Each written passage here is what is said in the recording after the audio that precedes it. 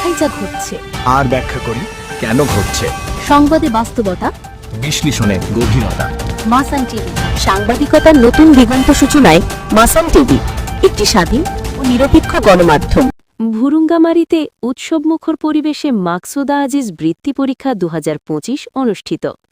দেশের ভবিষ্যৎ প্রজন্মকে যোগ্য নাগরিক হিসেবে গড়ে তোলার লক্ষ্যে শিক্ষার্থীদের মেধা, শৃঙ্খলা ও সময়নিষ্ঠতা বিকাশে কুড়িগ্রামের ভুরুঙ্গামারীতে দ্বিতীয়বারের মতো অনুষ্ঠিত হয়েছে মাকসুদা আজিজ বৃত্তি পরীক্ষা ২০২৫।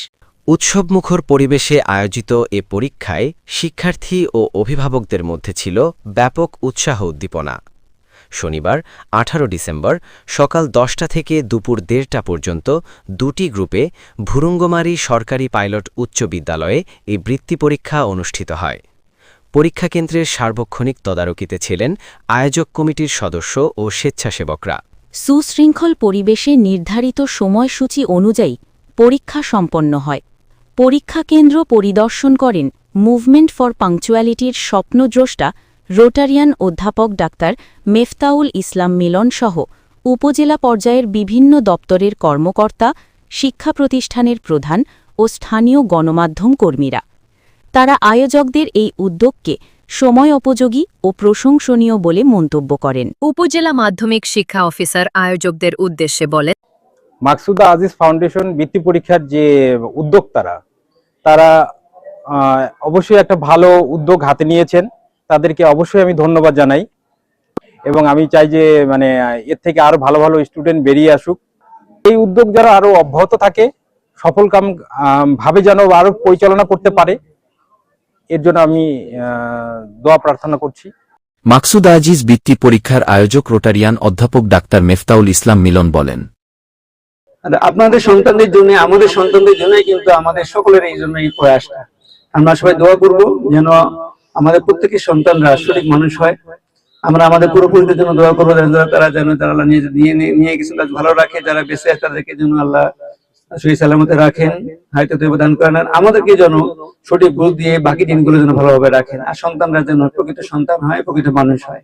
মাকসুদা আজিজ বৃত্তি পরীক্ষার আহ্বায়ক মাহফুজুল ইসলাম কিরণ বলেন, তো আমাদের বৃত্তি পরীক্ষার উদ্দেশ্য হচ্ছে এই এলাকায় শিক্ষার আলো ছড়িয়ে দেওয়া।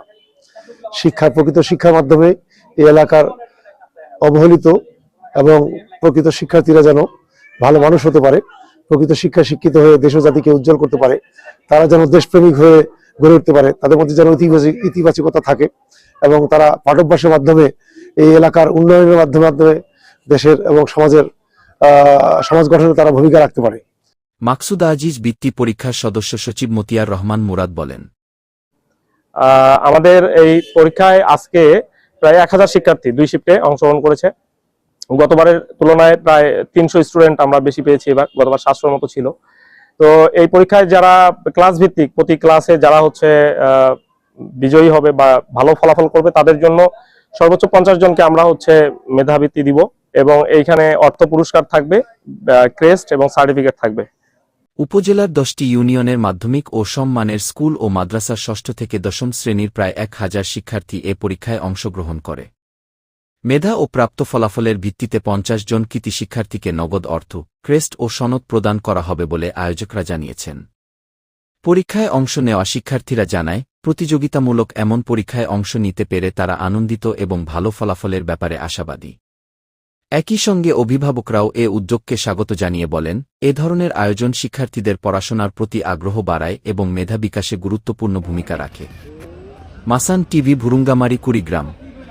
সাংবাদিকতার নতুন দিগন্ত সূচনায় মাসান টিভি, একটি স্বাধীন ও নিরপেক্ষ গণমাধ্যম।